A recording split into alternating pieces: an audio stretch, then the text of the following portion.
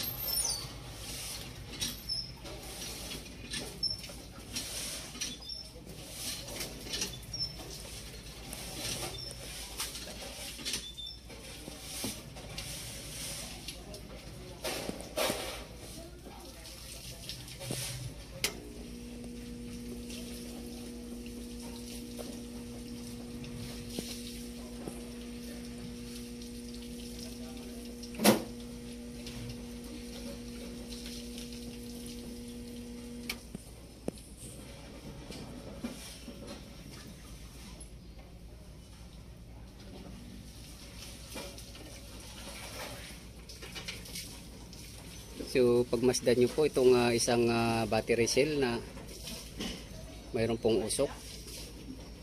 Ito po indikasyon po na mukhang sasabog po to o magkakaroon po ng sunog.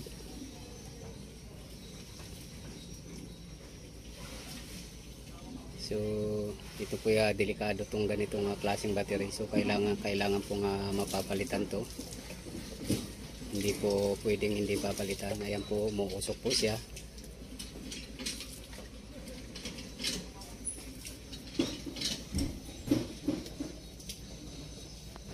Tinatry ko po siyang tina-charge pero napapansin ko po ay lumalabas yung usok. So delikado po to.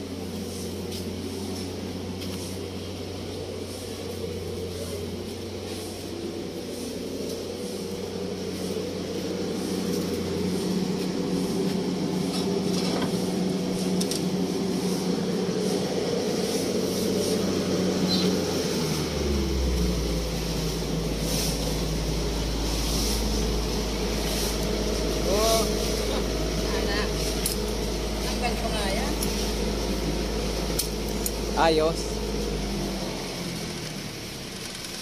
Madiskarte talaga.